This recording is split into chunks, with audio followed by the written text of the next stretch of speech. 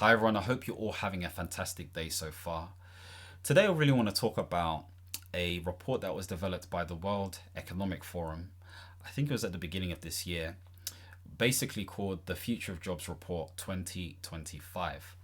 And I want to sort of like highlight some things that it spoke about, which is quite interesting.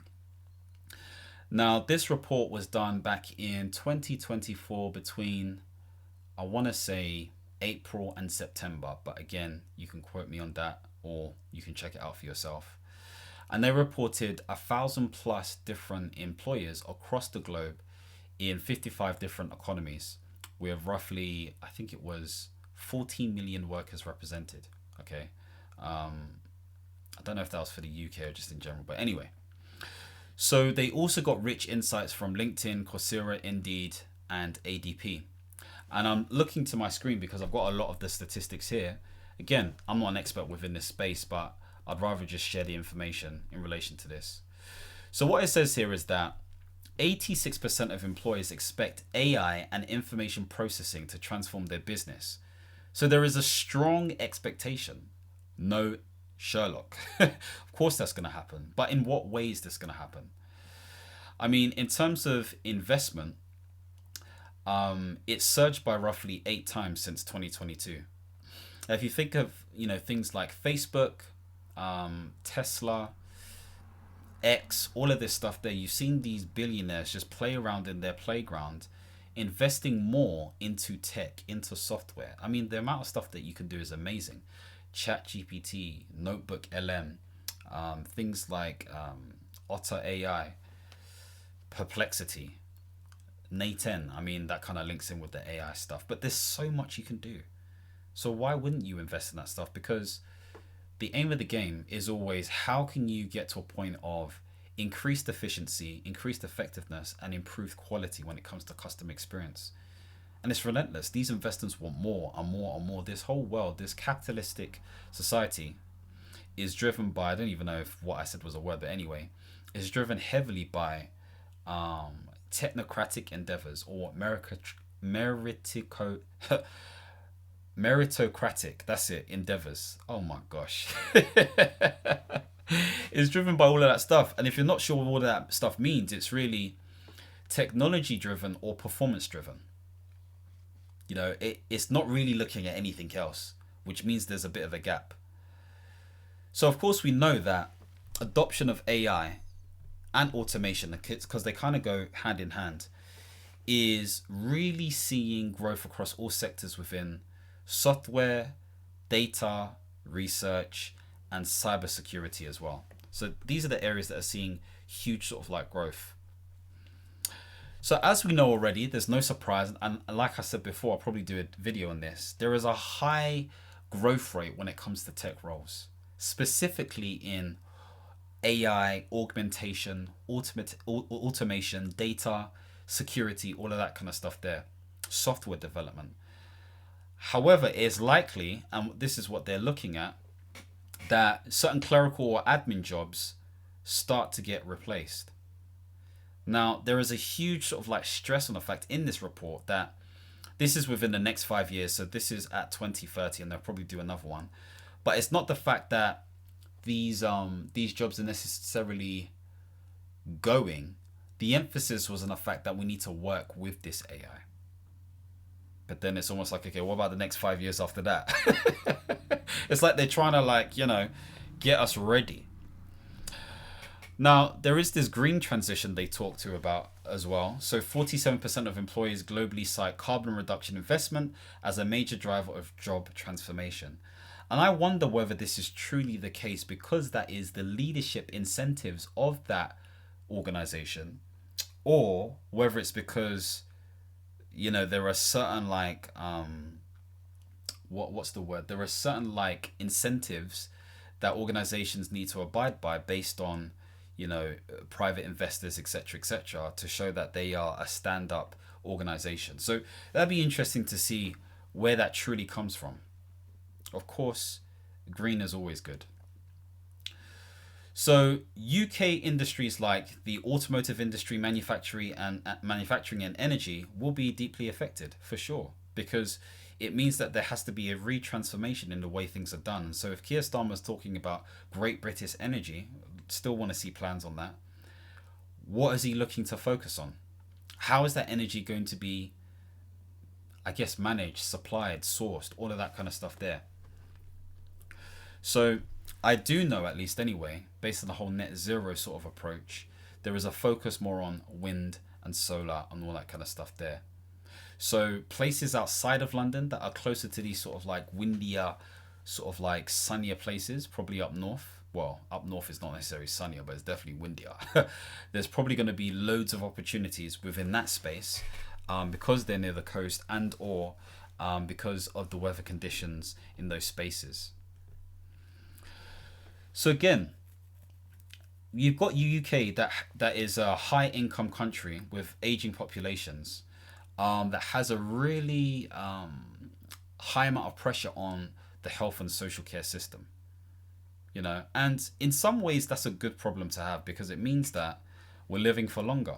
Okay, but it does mean that there is a general effect on sort of like healthcare staff, such as nurses, doctors, etc., because again, they won't be able to service everyone. If you think about it, the baby boomers and the millennial generation are one of the two biggest generations that have ever existed, as far as we know. And if you've got a baby boomer generation that is just living on, then of course there's going to be more strain. And of course, naturally, the world is increasing in population anyway. And so there's naturally going to be strains on the NHS, on government, on taxes, all of that kind of stuff there. So of course, we need some sort of incentives to try to encourage the right type of skilled workers and staff to come and work for the NHS, as an example, or the health and social care system. So this is not even focused on tech necessarily. You're still going to need people to look after people. Okay, that can't necessarily fully be roboticized, apart from some elements within surgery, etc., which we're already seeing already. And so there is this great need, okay, which was mentioned, for governments to really upskill and have programs out there that provide the right level of training for potential employees, for people who need to find work. There's a deep need for that. It says here that globally 50% of employees see the rising cost of living standards as transformative. So that's a very diplomatic term, transformative. So there's going to be pressures on wages and on staff retention, and there's going to be a greater demand for flexible and remote work and supporting employee well-being, etc. Now, it's interesting that they're talking about flexibility and remote work and the way things are set up. And I start thinking about the portfolio career, because there's increased pressures and stuff, people are going to now have to find ways to service work in different ways. It can't just be reliant on one employer, so to speak. There are going to be multiple different opportunities available. It just may feel uncomfortable, okay? And it's kind of already started. I mean, if we think about the UK, the rise in national insurance for employers, and also the rise in minimum wage, and some of the other stuff that we're seeing, means that actually, yeah, it's going to be difficult for organizations to surface people on a full-time sort of basis. Let alone the whole tariff stuff as well, which is also going to cause more pressure in terms of expenses. And, touch wood, there isn't any more crazy wars that affect energy. It's just all a mess. So it does increase things like inflation. It creates an inflationary environment because maybe products and or services increase, which puts on more pressure. But the idea is that AI and automation helps to sort of manage this stuff, but we're not quite there yet. Okay. So it says here 34% of global employees cite geopolitical tensions as a business transformation driver. I just spoke about that. And of course, Brexit has had an effect on the UK. It definitely has. And so we've really had to sort of like work out what we're doing. Now, some people may say, actually, based on the stuff that Donald Trump has done, in terms of tariffs, maybe it was good that we left the EU, because we may have been part of the individual countries that may have imposed 20% tariffs on our imports. So if that's the only reason, then I'm sure there are many sort of like thoughts on that. But there are some people who say this stuff.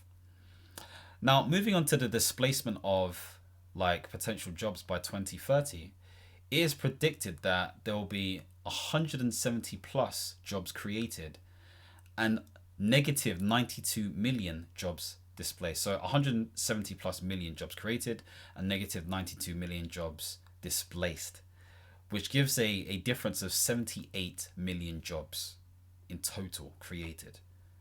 That's nuts. 92 million. So what does this come down to? So this is relevant to the UK. So top growing roles include, and this is growing, not fastest growing, but top growing, is big data specialists, fintech engineers, AI machine learning specialists, information security analysts, environmental engineers, renewable energy engineers, nursing professionals, education professionals, etc., etc. So it's interesting. The last, I would say, four weren't anything to do with, technology, automation, agentic tools, AI, etc., etc. It was environment, renewable energy, nursing, and education. So education, healthcare, and energy seem to still be in the midst. Defense is probably going to be added too, given the fact that the UK is focusing on increasing their defense spend budget to 2.5% by 2027. What are some declining roles? Well, you've got data entry clerks, you've got bank tellers, administrative assistants, cashiers, postal clerks. So those ones are declining in nature. That's what's being said, at least, anyway. And, there are some sort of like other roles that are sort of like speeding up by nature. And I want to find it, but I may not have enough time to actually find it on here. But let me just keep on going anyway. So if we look at, again, skills outlook for 2030, we have core skills in demand for analytical thinking, resilience, flexibility and agility, AI and big data, technological literacy, and creativity and problem solving. So the UK specific need based on all this stuff is that there needs to be, again, focus and upskilling within these different areas. So I wish I had the chart, but it's all good. It's not really a problem. So now we want to talk about strategies and policy implications. We've got here planned workforce strategy. So 85% of employers plan to upskill their workforce, whilst 50% plan to transition workers to growing roles, and 40% may reduce staff where skills are outdated. That's a high percent, 40%. So it means that in terms of the bottom line, organizations are not afraid, and they've never been, to be fair, but even more so, they're not afraid to basically get rid of individuals because certain skills or whatever it may be outdated. Outdated being that there is a faster, bolder piece of technology that can replace you. In terms of talent retention priorities, 64% of employees focus on employee well-being, which is a good thing. But again, are they just saying this for their little perks that they need to submit to in terms of incentives that are being created by private organizations? And in terms of diversity, equity, and inclusion, adoption is up by where 83% of employees globally now have DEI initiatives. But of course, we saw what happened to the US at the beginning of the year, where Donald Trump gave organizations 60 days to basically close down their DE and I initiatives. So it'd be a space to really sort of like focus on in terms of understanding what's happening there. So sector-specific insights for the UK. So expected potential growth areas: healthcare, I've said this before, you've got nurses, mental health professionals, and personal care. That is so obvious because of the fact that we have a growing population, there are deeper needs, there are less people looking after the elderly, there are more people who are suffering from mental health conditions because of the socioeconomic environment, and so there are going to be more people who are needed for that. Green energy, so wind and solar tech, environmental science, and vehicle tech. And again, if we think about it, because of the Ukraine and Russia war, that increased sort of like prices when it came to energy. Therefore, if energy was nationalized by Great British Energy, as an example, there'll be less need to worry about utilizing reserves and or energy from countries outside of the UK. So of course there's going to be increased focus on that stuff. Okay. The other thing is financial services. So fintech, AI risk, and regulatory compliance. I'm certain that's going to increase because we've got HMRC that are changing their rules in terms of how taxes are sort of like financed and monitored, and the frequency at which people pay tax. That's going to be more of a digital service. And of course, with these fiscal rules in play and this, again, inflationary environment, there's going to be even more focus on making sure that people get a return on their money. But also things like insurance are focused on a bit more. Pensions are focused on a bit more. And also just any sort of like asset class or protecting the financial state of the UK. You got tech and cybersecurity, so AI, machine learning, cybersecurity, digital infrastructure. So one of the things I'm working on right now is program managing a digital infrastructure centered around research. That's all I can really say. You can check out my LinkedIn for more info if you want. With that in mind, there is a deeper need for efficiency and effectiveness because of the fact that productivity is so low. So that is the push, that is the aim. And so if you'll see more organizations creating their own sort of generative AIs, their own sort of data warehouses, their own sort of like machine learning tech in order to service certain things for their clients or investors or whatever it may be. That is going to happen more. We're going to have more of a devolved sort of structure when it comes to AI, moving away from just purely using the commercial ones like ChatGPT, Claude, and all this kind of stuff there, and focusing more on in-house. And I'm sure that there are people doing this already today. I know people who are doing this today. You've also got education, so tertiary and secondary teachers and curriculum design. That's going to be big. Whether there is focus on the state to educate people more or not is the question. But 100% there's going to be more focus on self-learning, self-education. And so if it's not state-led education, there's going to be even more of an increase in terms of like mentors, coaches, trainers, consultants, advisors, all of that kind of stuff there. Because again, there's more of a devolved system in terms of people wanting to learn very niche stuff. That's going to happen more. And construction and logistics, so EV infrastructure, sustainable materials, and delivery roles as well. Transport will forever be a thing unless they start getting driving cars and they really sort of change the infrastructure of the roads, which they're already starting to do, I believe, in some areas. I think, is it Japan? There's somewhere in Asia, I want to say, that has a city that is designed in a very tech-focused way. I mean, it's amazing. If I can find that city, I'd love to check it out. So those are some of the things that we can expect to see in growth and opportunities, etc., which actually is quite refreshing in the sense of the fact that it's not just all tech. There are some other things to look at as well, but for some really difficult reasons, of course.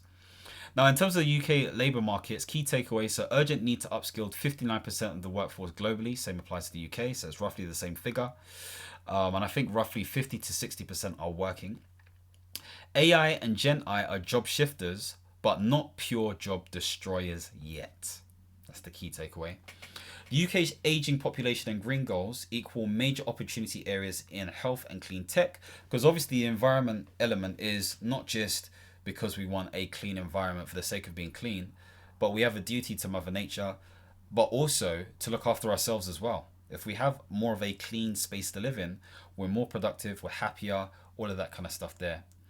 But the UK must stay competitive in the global tech and finance sector or risk being brain dead. It's that simple. It's a weird thing to say, but it's all I could think of. They have to be. I think the UK is the third biggest AI hub within the world, but compared to the Chinas and the US's, they're nowhere to be seen. So there is a lot to be done. They still have some sort of like strength within the whole fintech space or finance space, but there's work to be done.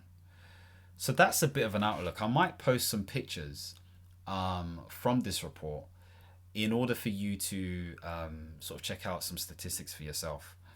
It's 290 pages, this report, so you can check it out for yourself. So if you've got the patience, then do that. If not, forget it. If you want to see more things centered around portfolio careers, soft economics, contracting, consulting, independently, all that kind of stuff there, then don't forget to subscribe and hit the notification bell. And as always, my friends, understand, reach, and expand. Peace.